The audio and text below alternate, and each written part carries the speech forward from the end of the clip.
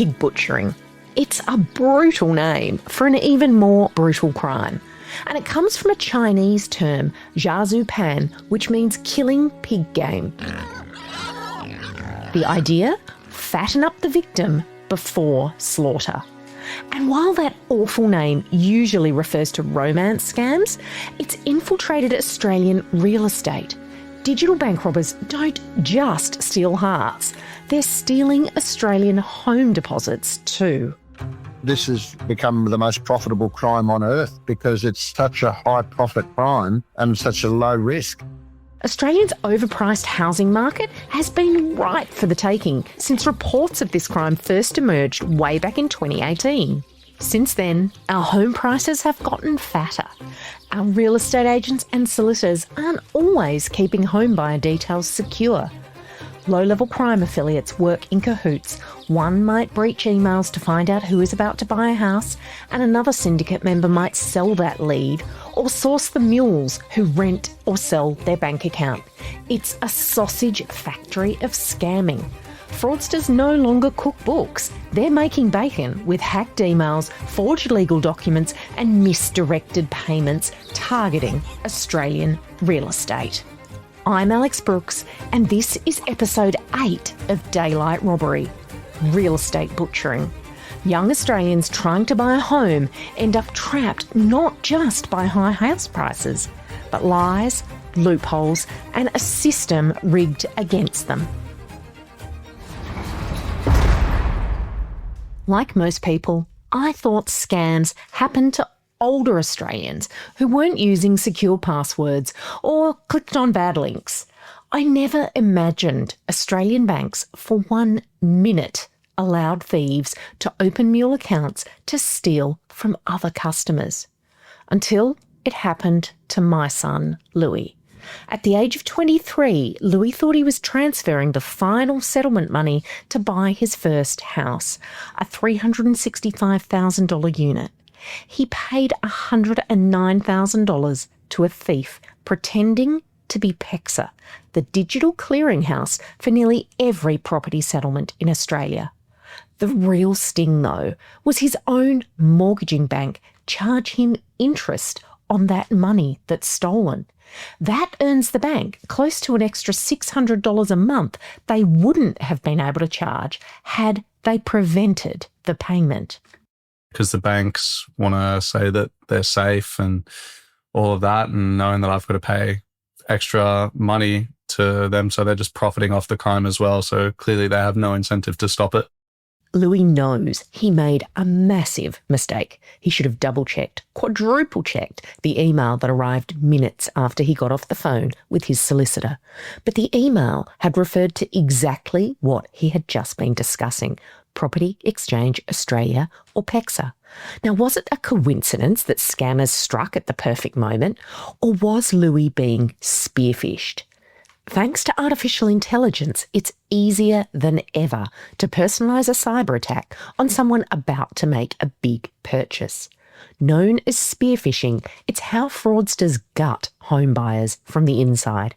With real estate agents, building inspectors, lawyers and conveyancers unwittingly leaking home buyers' vital personal details through email, means home buyer frauds are now bigger and more devastating because they are more personal. AI allows criminals to mix and match breached emails from a variety of sources, and then they scan for keywords like settlement date or payment instructions or even Pexa or first home buyer to send a spear phishing attack at exactly the right moment. AI even lets them feed in previous emails from the solicitor or trusted source to mimic the exact writing style to make the fraud feel real. Criminals digitally disguise themselves as solicitors, Pexa, banks and other trusted professionals in the home buying chain to deceive the target. Now, banks used to reimburse victims like my son, but not anymore. Banks have known for years how rife financial crime and money laundering has become. And while they promise they are doing more, they still refuse to accept any liability for their role in enabling these crimes. There's zero protection. Because the banks can profit, you'll find you'll be in a big well of frustration even trying to get an ounce of money back. I was offered $1,000 by CommBank, which was not even 1% of the loss. And they just refuse to pay. There's no justice in the system. They do really blame you for it. They make you feel pretty dumb. And, it completely shatters your perception on what you think your wealth's building and where your money is. Now, my son has always had strange things happen to him. When he was little, he got bitten by a grasshopper. He had allergic reactions to bizarre things and was obsessed with switches and plugs, which is maybe why he grew up to be an electrician. Ironically, as a curious 4-year-old, Louis managed to set off the alarms at the very same CommBank branch he had to report his home buyer fraud to. As a little kid, he'd switched a PowerPoint on and off so many times that it triggered CommBank's security system, shutting down the busy branch in the lunch hour. Now, as a young adult trying to buy a house with the bank he'd had a Dolomites and then a Youth Saver account with, he had no such luck setting off any security or red flags when transferring money to a fake bank account. I assumed Louis' fraud was just one of those weird, freaky one-offs that only ever happened to him. But I was wrong. My other son's girlfriend said the same thing happened to her cousin Jess when she was trying to buy her first house. Then I met Ilya Fomin and Levin Salaberry, whose stories I covered in episode 1. I was so gobsmacked that this was a thing and not some random one-off that I dusted off my journalism hat. I've been working mostly in tech for the last decade, but I went to the National Press Club to ask the minister responsible for scams exactly what was going on. Why were banks blaming and refusing to refund scam victims? Victims like Levin Salaberry, who's asked me to share his story today, he had $91,650 stolen from his Commonwealth Bank account last year, ironically by another Commonwealth Bank Mule account, and in a letter to Levin offering him $4,582.50 goodwill payment for his loss, the bank told him, and I quote from the letter, "The bank is under no obligation to maintain watching briefs for scams for their customers' benefits." The banks get away with paying customers measly amounts, literally profiting from crimes their platforms aren't safe enough to prevent. Banks still don't give victims any transparency on where their money has gone. Only investigating police are able to find that out. Police had given up helping Levin when I raised his case at the press club. I applied through Freedom of Information laws to get Levin's police file, and we went to the Australian Financial Complaints Authority. Police records had confirmed that Levin's Mule definitely received his stolen $91,650. And even though the bank recovered around $42,000 to give back to Levin, CommBank allowed the Mule to keep the remaining money, which was likely sent offshore to the organised criminals who recruited the Mule in the first place.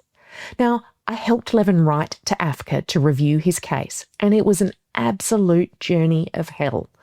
Levin became stressed and agitated every time AFCA or his bank contacted him and blamed him for authorising his own loss. After months of torture, where Levin's partner had been imploring him to just move on and forget about the loss, Levin finally reached a confidential settlement with his bank. But it was a horrible experience to try to get any justice. Like every other victim who gets bank reimbursement, Levin has had to sign a gag order. And as his AFCA agent, I had to agree to keep everything we discussed at AFCA confidential, which I have done. Levin is one of the few real estate butchering victims who got any decent reimbursement through AFCA. Remember, the average reimbursement is just 2 to 4% of the loss, according to ASIC. So the reality is that Australia doesn't only have a housing crisis, we have a real estate fraud crisis too. Cybercriminals are regularly getting huge paydays from people like Levin, Will and Jess, Ilya Fomin, my son, and the other couples you are about to meet. I'm Sarah Robinson. I'm living in a rental because of no fault of my own. We've been scammed all of our house deposit for what we thought would be our forever home. Well, I'm Laine Robinson and father of 3, hardworking concreter. The couple spent more than a year house hunting for their dream acreage on the Gold Coast. The day before they were set to pick up the keys, that dream shattered. Laine's phone rang. His conveyancer. Where was the money for settlement? Laine's stomach dropped and panic surged as he tried to get hold of his wife, a nurse stuck at work, 16 patients under her care, no way for her to leave, the walls of their perfect future caving in. It was 6 o'clock on an evening shift and Laine rings me just frantic. He said, we can't find the money, Sarah. Like, the conveyancer's saying it's not in the account. And I said, yes, it is. Like, we transferred it 2 weeks ago. I've got their email communication. I was talking to them for a week, telling them that I was going to do it through the bank. And then once we had transferred the money, I had the confirmation email saying we received funds, Sarah, so it's all clear. And I thought it was all fine. And then, so Laine said, you need to find those emails. You need to send it through to me. We did. I sent it through to Laine while I was at work, and then he rang back an hour later and said, Sarah, it's all a scam. It's not real. Devastating is too small a word to describe what happened. I assume you remember this in slow motion. Oh, I remember every second of it. I remember exactly where I was standing, exactly like the 2 nurses working with me looking at my face because I just fell apart. But I had to stay at work. There was nobody that could do the job. I was the only registered nurse on shift and I couldn't leave. And Laine kept saying, you have to come home. You have to come home and sort this. And I said, I can't leave. What do I do with all my patients? The couple had to move out of their rental property the next day. They were living out of boxes. Their bank, ANZ, couldn't tell them whether they would even get their money back. We walked into the ANZ branch manager's office 2 days after we found out we were scammed, and her advice back to me was I would get out of the contract. With the clock ticking to complete their home purchase or face losing their initial deposit, Laine and Sarah got an extra week to recover the money, which had gone into a NAB Mule bank account. Unfortunately, their vendor, the person whose house they were trying to buy, could not keep extending the time period without also losing valuable time or money. So that meant Sarah and Laine not only lost their dream home, but also the majority of their life savings. Their ANZ branch manager was initially helpful about their loss. She was so good when we walked in the office. It was like she couldn't do enough for us. She even walked to NAB Bank herself to try and find out information. She brought up our receipt of our transfer. She looked at it and said, well, I'm the manager. I'm supposed to sign off. The policy is I sign off on every transfer 24 hours afterwards. That's not my signature, so I don't know how this has been approved. You can clearly see there's discrepancies with the transaction that's happened, and she told us all this, so I don't know how this was signed off. But then she completely backpedaled the next day in an email and just said there's nothing more I can tell you, and has not admitted that since. ANZ did call Sarah and Laine to verify whether they had in fact made that payment to the NAB Mule account. Ironically, Sarah thought that red flag call from their bank was a scam. She didn't want to engage with someone trying to get her to confess her birth date over the phone. After all, the National Anti-Scam Centre warns people to stop, protect, check. So why would Sarah willingly discuss her confidential identity information? I had a phone call from ANZ. It was 9:30 at night, and there was I don't want to sound discriminatory, but there was an Indian voice on the other end of the phone, and I thought it was a scam. I didn't trust it, did I? I was looking at Laine going, this isn't real. And they were saying wording that was like, we understand you made a transfer and you transferred this amount of money. So in my mind still, I'm thinking, you're not being clear enough what you're trying to say to me. Like, it felt like it just wasn't enough for me to go and convince that it was ANZ talking to me. And Sarah was right to be sceptical. Scammers regularly call and SMS people pretending to be the bank. So after initially being helpful, ANZ then shifted their tactics to blaming Sarah and Laine. The bank claims they recovered $82,000 of their loss, but that hasn't been enough to restore their family's financial future. We had to say the house is gone, but then you're in the reality of the rental that you're in. It's just been sold. So we had to get out of that. Like, we were on a timeline of days. Yeah. We had nowhere to go. We were at the potential about being homeless, of putting stuff in a storage shed and sleeping on people's couches because you don't know what to do. And like every other bank customer who gets some money recovered from financial crime, ANZ offered absolutely no proof or paper trail to show where Sarah and Laine's stolen money had gone. Typically, stolen home buyer money is transferred into the Mule account and quickly broken into smaller amounts under $10,000 and then transferred into foreign currency accounts, things like OFX or Wise, or into crypto. Bank insiders have told me they can trace money around 3 to 5 hops after it hits a Mule account. But banks only have to show AFCA that the Mule account was asked to pay back the money. And of course, the scammers are onto that.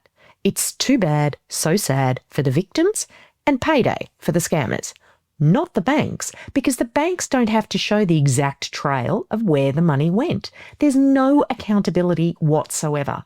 The couple now pay more than $1,000 a week to rent a house, which they don't love, when they should have been putting that rent money towards paying off their mortgage.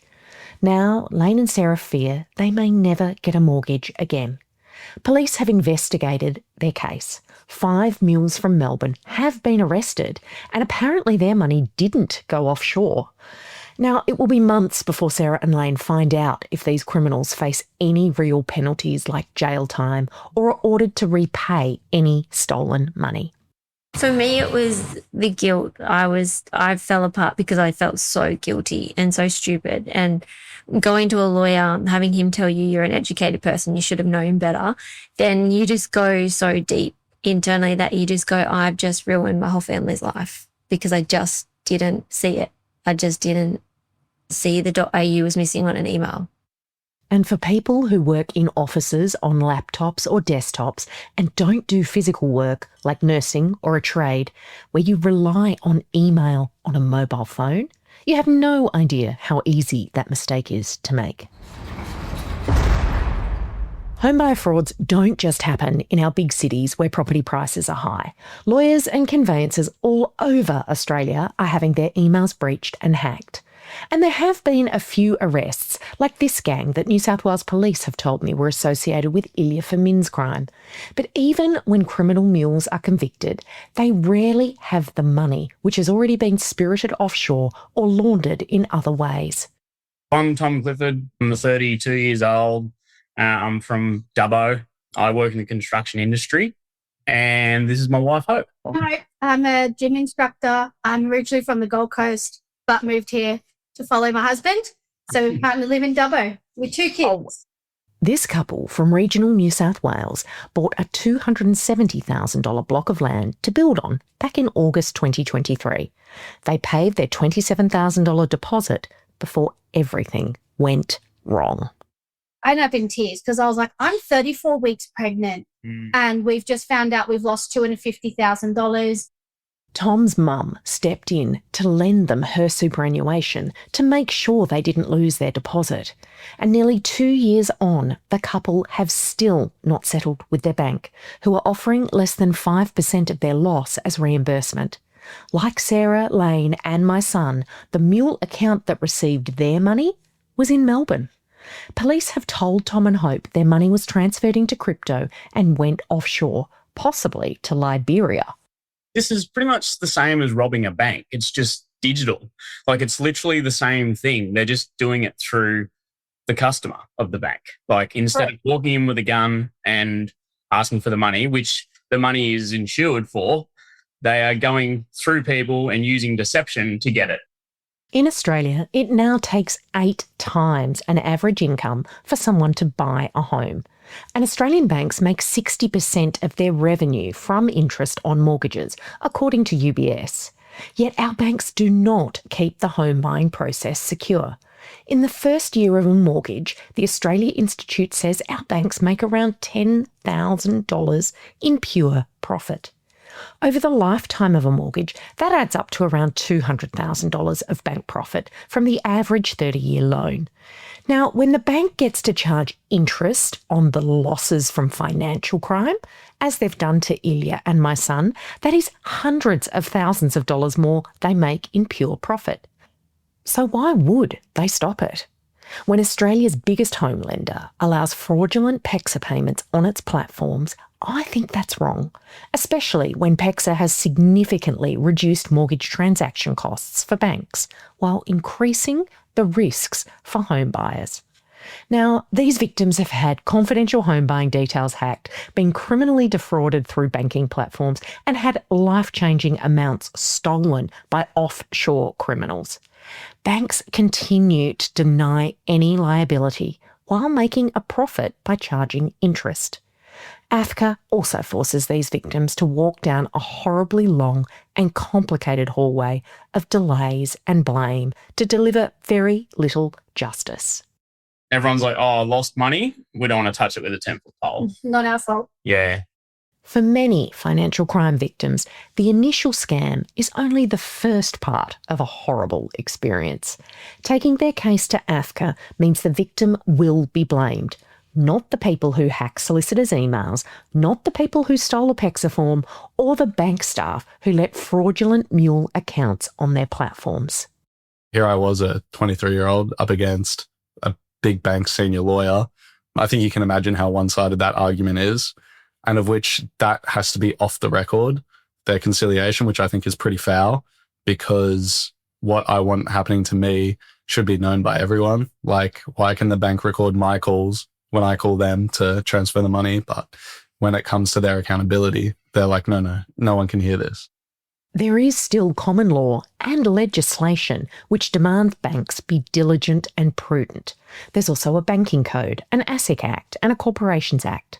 Now, all of the homebuyer fraud victims are aware they made a mistake, a potentially life-ruining mistake.